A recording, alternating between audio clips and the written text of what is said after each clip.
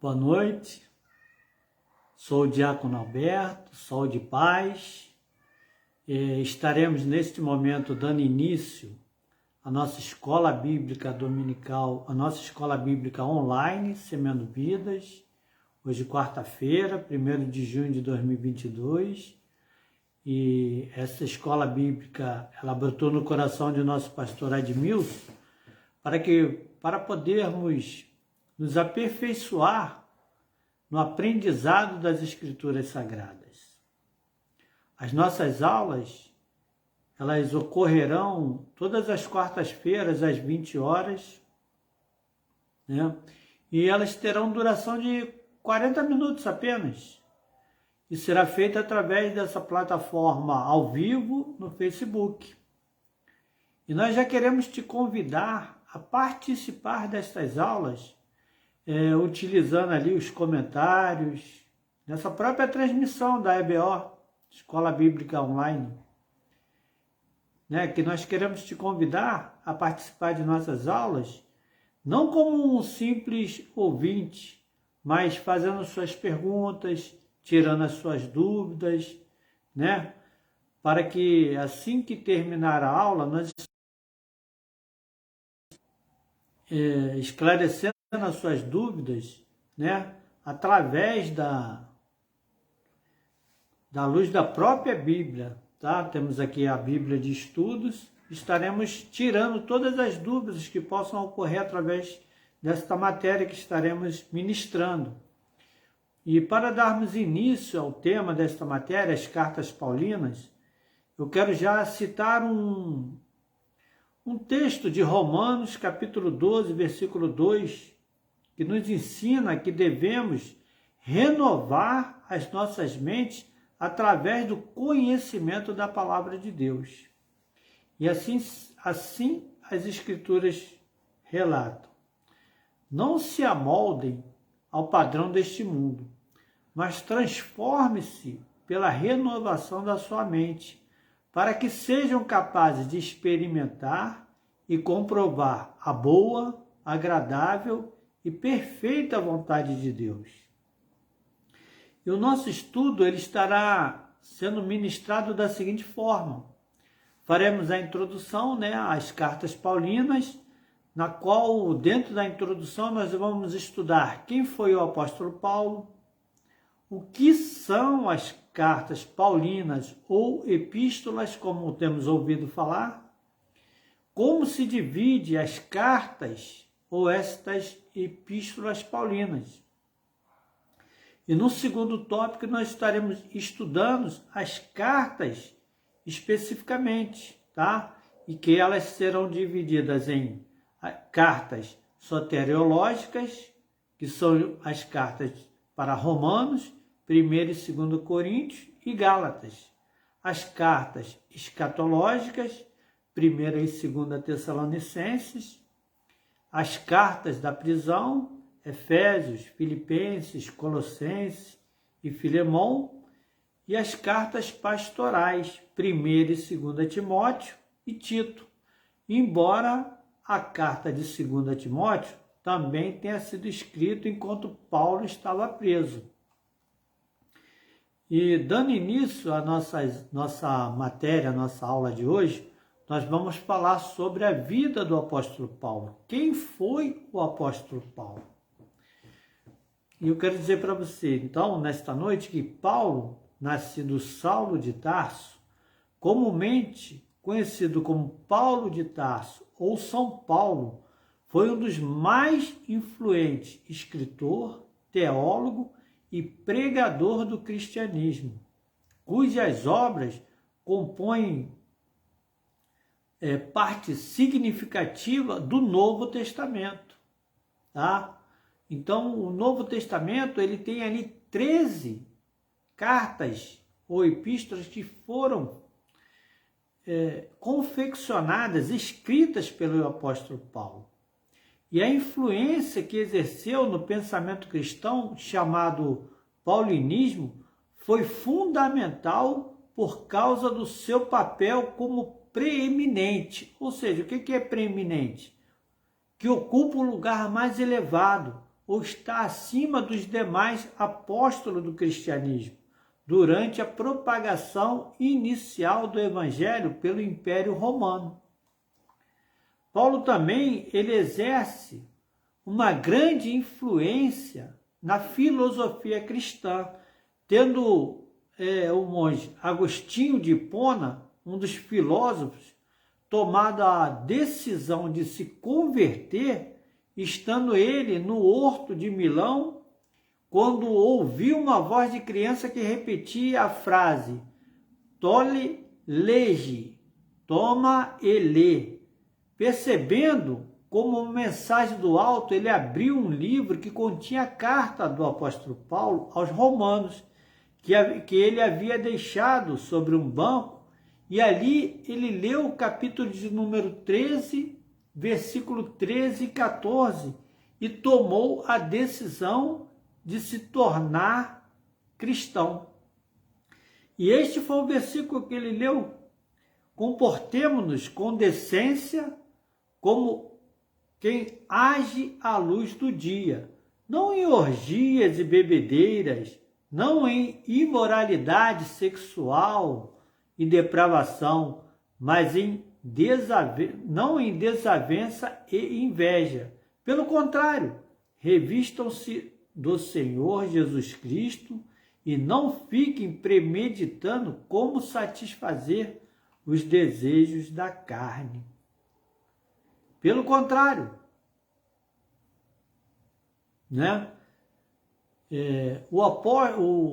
Esse teólogo, né, Agostinho de Hipona, ele tomou essa decisão após conhecer a carta que o apóstolo Paulo tinha enviado para Romanos, né? Então já era uma influência da época as cartas do apóstolo Paulo, e não diferente, que também nós usamos ela nos dias de hoje para exortar a nossa igreja.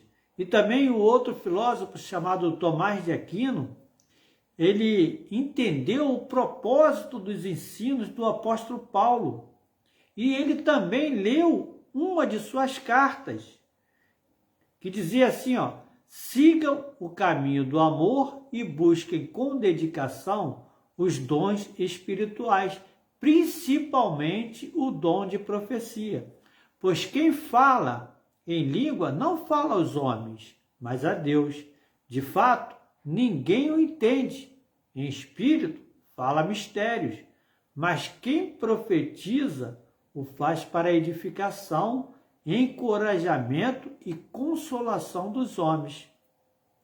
Quem fala em língua, a si mesmo edifica, mas quem profetiza, edifica a igreja. Essa foi a carta que também ele leu, Tomás de Aquino, 1 Coríntios, capítulo 14, do 1 ao 4. Esses teólogos, eles usufruíram dos pensamentos do apóstolo Paulo, conhecido também como Saulo, que se dedicava à perseguição dos primeiros discípulos de Jesus na região de Jerusalém.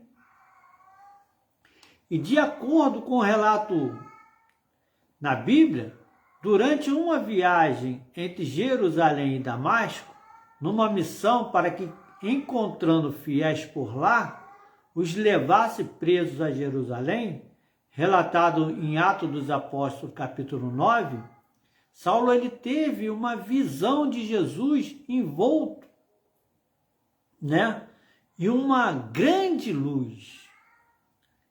Daí então ele ficou cego, mas teve a visão recuperada após 3 dias por um homem chamado Ananias, que também o batizou. E eu quero deixar aqui um registro, né, bastante interessante, como ensino, como estudo.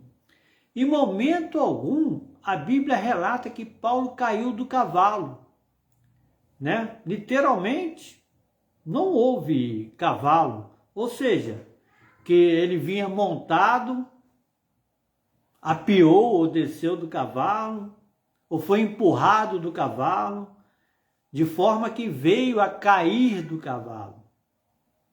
Né? Nós temos ouvido bastante alguns pregadores falarem deste relato como se algum cavalo estivesse envolvido nele. Né? Mas, literalmente, cair do cavalo é uma expressão popular que significa se dar mal em alguma atividade, quando se tinha certeza de bons resultados. A expressão cair do cavalo pode ser usada como sinônimo de frustrar-se, decepcionar-se, né? Porque havia um real propósito para que ele caísse do cavalo, ou seja, entre aspas, literalmente, né? Que ele se desse mal, e também para que ele ficasse cego. Atos dos Apóstolos, capítulo 9, do 10 a 16, vai dizer assim, ó, em Damasco, havia um discípulo chamado Ananias. O Senhor o chamou numa visão. Ananias, eis-me aqui, Senhor, respondeu ele. O Senhor lhe disse, vá à casa de Judas, na rua chamada Direita, e pergunte por um homem de Tarso chamado Saulo. Ele está orando. Numa visão, ele viu um homem chamado Ananias chegar e impor-lhes as mãos para que voltasse a ver. Respondeu Ananias, Senhor, tenho ouvido muitas coisas a respeito desse homem e de todo o mal que ele tem feito aos teus santos em Jerusalém.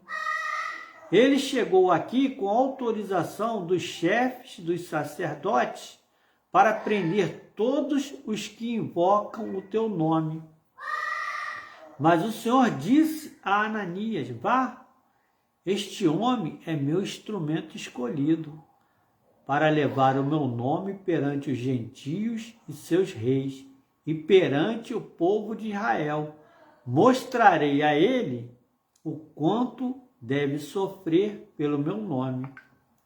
Este era o propósito de Jesus para a vida de Saulo, transformar sua vida, porque Saulo, o perseguidor, que então, neste momento, ele começou a pregar o cristianismo, juntamente com Simão Pedro e Tiago, o justo. Ele foi um dos mais proeminentes líderes do nascente cristianismo. Era também um cidadão romano, o que lhe conferia uma situação legal privilegiada naquela época, querido. Porque a questão de sua cidadania romana, ela gera até uma certa curiosidade. Porque lá em Atos dos Apóstolos, capítulo 22, 28, Paulo afirma ser romano de nascimento, e tal declaração parece indicar que o apóstolo Paulo herdou esta posição de seu pai. E 13 epístolas do Novo Testamento, elas são atribuídas ao apóstolo Paulo.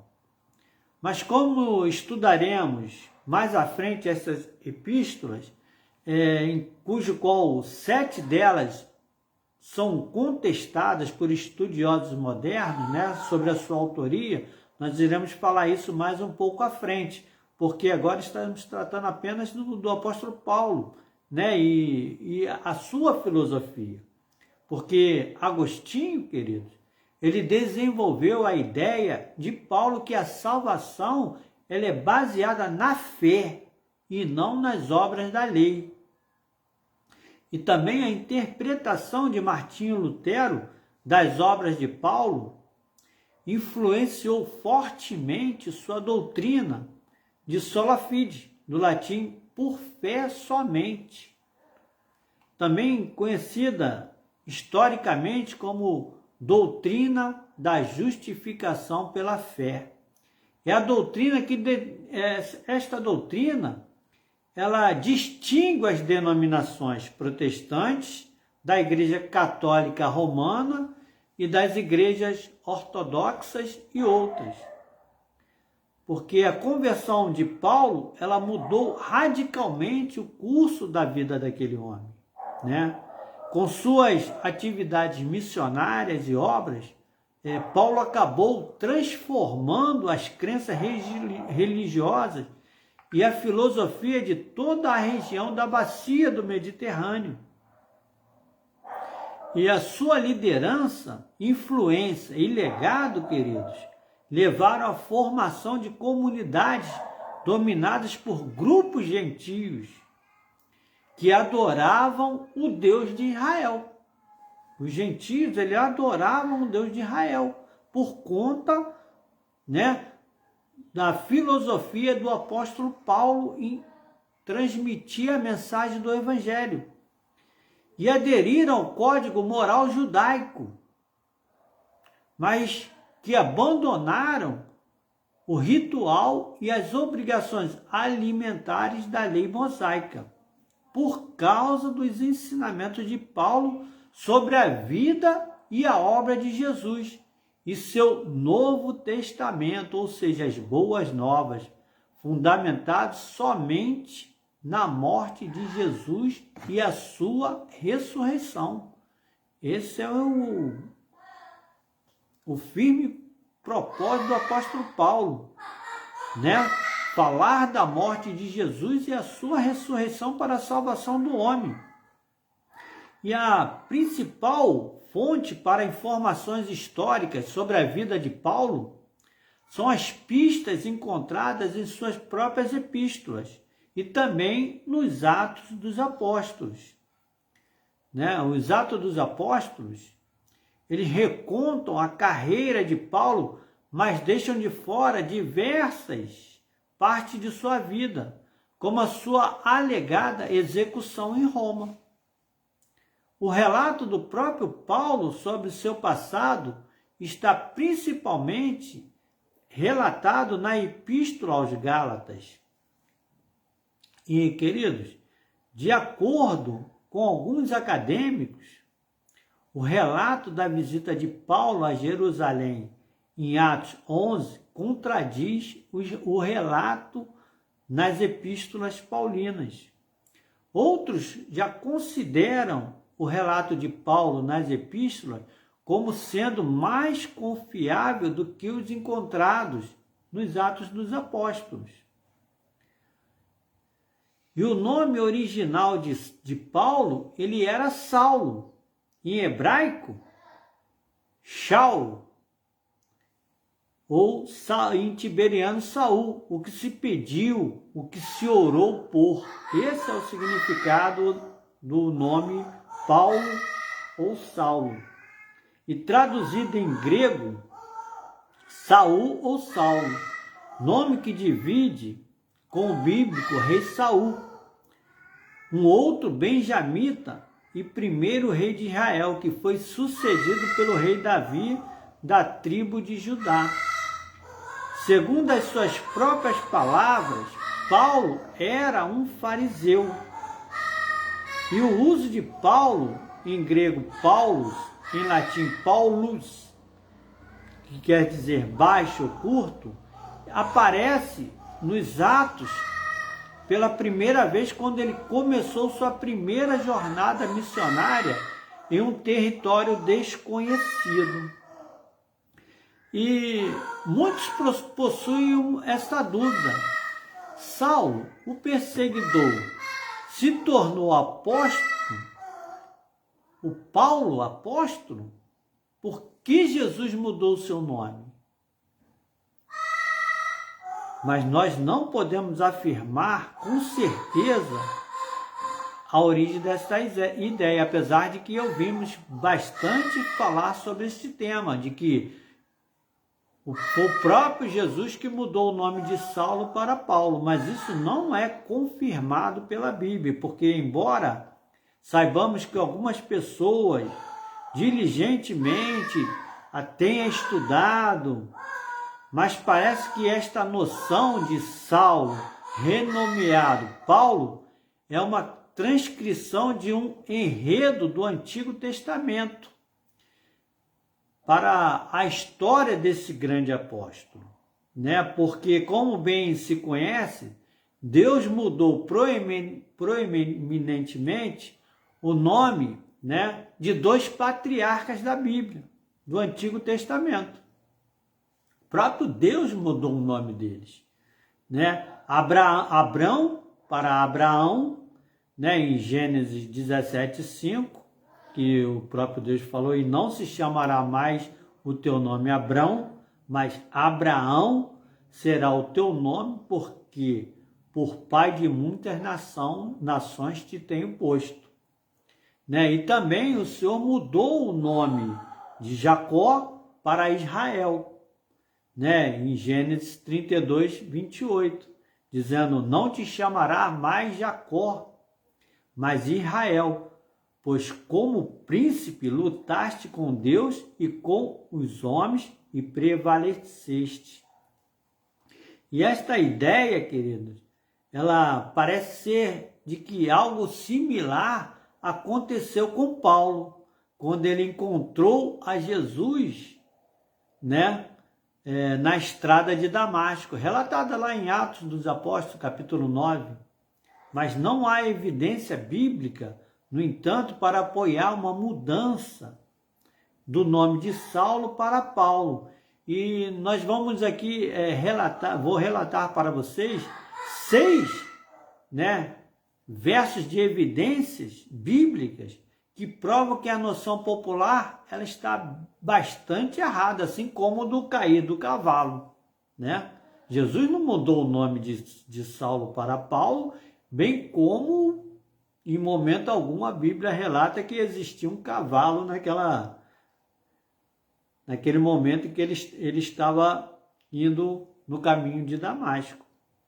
E essas evidências, a primeira é que Jesus se dirige a ele como Saulo, lá mesmo no caminho. Saulo, Saulo, durante a cristofania, ou seja, a aparição de Jesus. Lá em Atos 9, capítulo 9, versículo 4, vai dizer sobre isso, né? Nada na narrativa sugere que Jesus posteriormente mudou o nome de Saulo.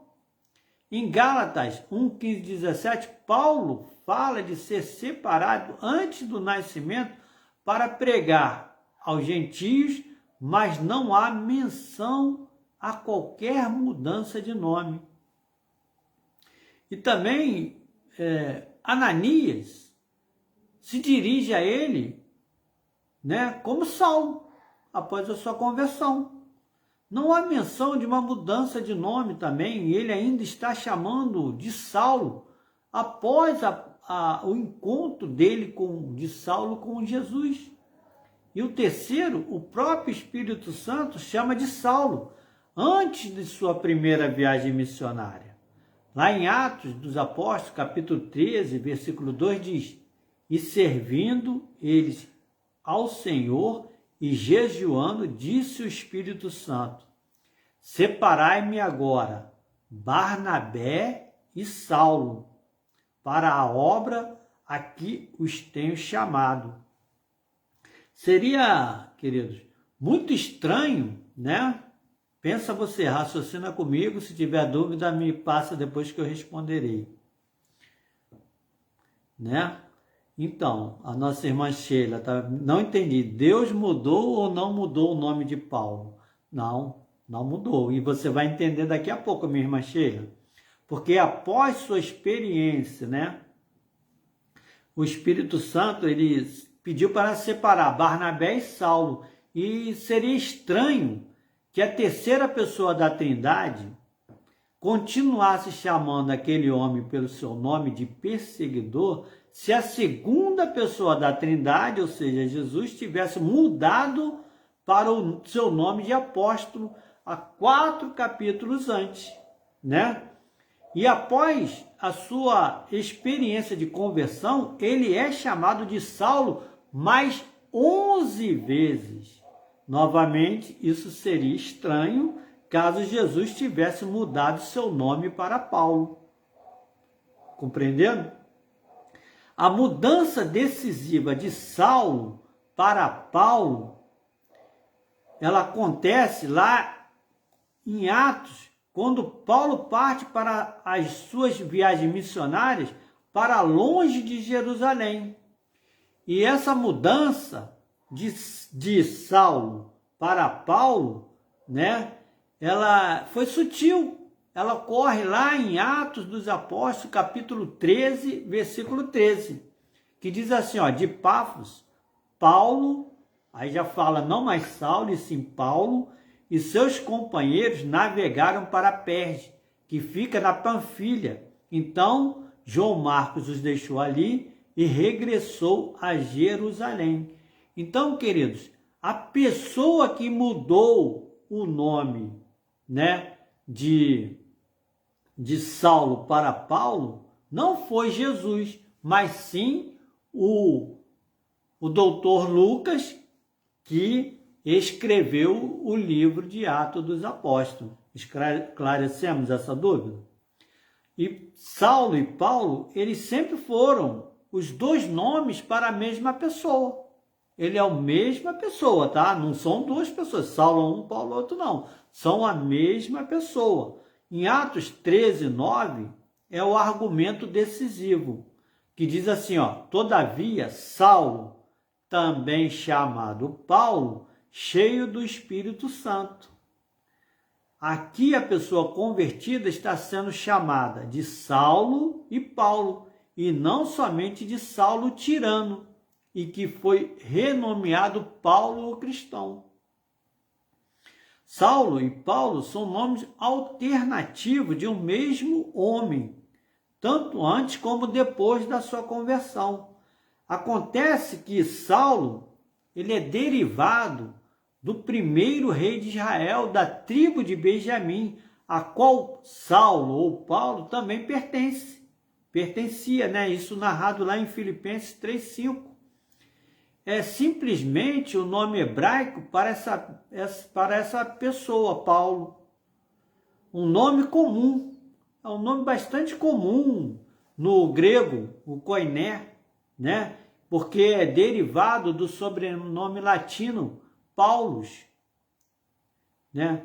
Para alguém que era nascido em Tarso, como relata Atos dos Apóstolos 21:39, e que foi educado por Gamaliel em Jerusalém, em uma rigorosa forma de farisaísmo, isso não é incomum. Assim como muitos imigrantes ou nas terras de língua inglesa, eles tinham dois nomes também. Eles tomavam o nome anglicizados e além de seus nomes de origem, né? Muitos judeus, eles de língua grega, nos dias de Paulo, eles teriam o nome judaico-hebraico e um nome helênico-grego, tá? Um nome grego, helênico, e um nome judaico, escrito no judaico-hebraico, que eram as línguas do momento. E, queridos, outra teoria apontada pelo Vaticano, ela afirma que era costume para os judeus romanizados da época adotarem um nome romano, e o pai de Paulo provavelmente quis agradar a família dos Pauli. Por fim, há ainda os que consideram possível a homenagem a Sérgio Paulo, e mais provável que a mudança ela esteja mais relacionada a um desejo do apóstolo em se distanciar da história do rei Saul, que perseguia o rei Davi. Né? Em Atos dos Apóstolos, Paulo afirma ter nascido em Tarso, na província de Messin, na parte meridional da Turquia central, e faz breves menções à sua família. Um sobrinho é mencionado, né? Em Atos 23:16. Sua mãe é citada entre os que moram em Roma, lá em Romanos, capítulo 16:13. E ali também que os apóstolos, né, ele confessa que Saulo assolava a igreja, entrando pelas casas e arrastando homens, mulheres, e os entregava à prisão. Porque mesmo tendo nascido em Tarso, criado em Jerusalém, aos pés de Gamaliel, ele era considerado um dos maiores professores nos anais do judaísmo, o Gamaliel, tá? E cujo ele tinha um equilibrado consenso. Paulo, ele poderia ter aprendido também a doutrina de Gamaliel para que fosse justo, né? Mas não, o que ele fez? Ele pedindo que os judeus contivessem, né, a sua fúria e contra os discípulos. Gamaliel falava sobre isso e contrasta com a temeridade dos seus estudantes, porque após a morte de Estevão, Paulo saiu num rompante perseguindo todos os santos da igreja, irmão. Foi quando ele teve o encontro com Jesus e começou a pregar o evangelho de Cristo, né? E dentro da obra do apóstolo Paulo, aconteceram as suas viagens missionárias. E o trabalho evangelístico do apóstolo Paulo, ele abrangeu um período de cerca de 10 anos. E esse trabalho aconteceu principalmente em 4 províncias do Império Romano, na Galácia, Macedônia, Acaia e Ásia. E Paulo, queridos, ele concentrava-se nas cidades-chave, né? Isto é, nos maiores centros populacionais de sua época.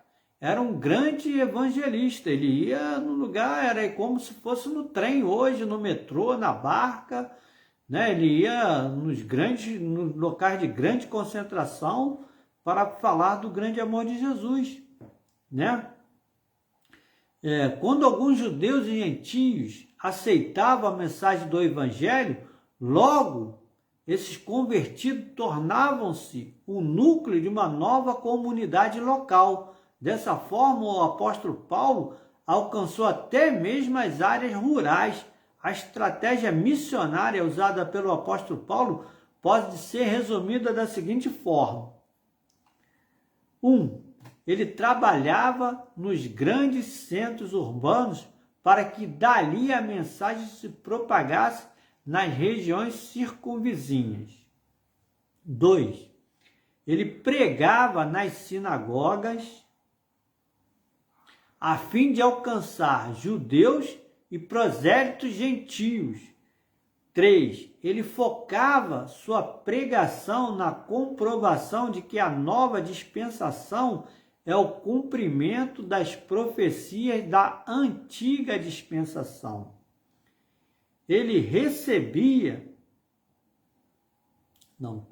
Ele percebia as características culturais e as necessidades dos ouvintes. Assim, ele aplicava tais particularidades em suas mensagens evangélicas.